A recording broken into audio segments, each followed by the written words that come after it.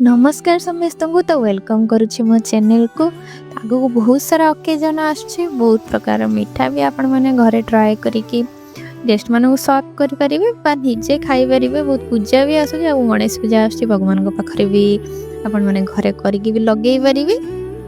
आज आम करवा जलेबी तार प्रोसेस टी आम देखी नवा। ये गोटे बाउल रे मुझे 150 ग्राम भाया मैदा नहीं आपड़ी हिसाब से जलेबी करेंगे से हिसाब से मैदा ने से बेकिंग सोडा हाफ स्पून दूची और लुण अल्प टिके आ किसी रिफाइंड ऑयल देकी भलसे आम फास्ट हाथ में मिक्स करने अल्प अल्प पानी देकी मिक्स करवा। एट टाइम पानी दे देवानी कहीं जब बेटर टी पानिया होगला भल हेनी आम जलेबी।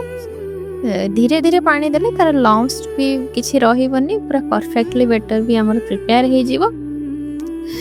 जलेबी रे जदि किसी छांच नहीं किसी करिया पे देन एठी क्षीर पैकेट हो बा लुण जो आछि तार पैकेट हो से पैकेट रे देगी भी कले पूरा परफेक्टली ही हबो। तो से मो क्षीर पैकेट रे आज देगी करते ट्राई करछि। तो मोर भी एटा फर्स्ट टाइम, तो चलन देखिया केमती कोन हबो। एठी मो क्षीर पैकेट रे देगी ताकू रेस्ट पाई कि टाइम छाड़ी देले। देन एठी चीनी सिरा में रेडी करनबा। मो एठी गोटे कप चीनी रे गोटे कप पानी देकी किछि फूड कलर ऐड करेगी और किछि गुजराती भल स्मेल पई ऐड करी ताकू फुटिया पई मैं छाड़ दबा। चीनी सिराटी आपणकर जेतेबेले गोटे तार वाला पूरा पळे आसीबो स्टिकी भलिया लागिला माने ताकू आमे गोटे साइड करिकी तेल को पूरा गरम करिकी जलेबी आमे सेप देकी जलेबी आमे छाणी नबा। तेल को ठंडा थिले हमर जलेबी गुडा माने भल हबनी, जते गरम थिबो बहुत इजीली भी हमर हे जीवो। एमती धीरे धीरे करके सब जलेबी सेप देके आम छाड़नब। देखो फास्ट जलेबी मोर खराब हो तो एमती फास्ट टाइम ट्राई कले एमती भूल भाल हुए, बट टेस्ट वाइज बहुत बढ़िया थिला।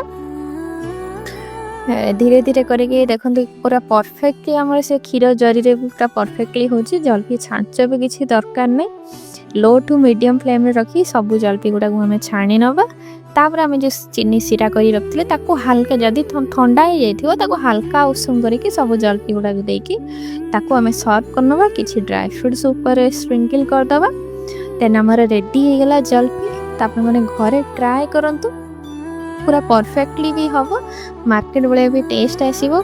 तो वीडियो टी केमती कोन लागिला मते निश्चिंत जणेबे। तो खाओ पियो एंजॉय करो आ समस्त खुआओ। रहिली, थैंक यू, नमस्कार।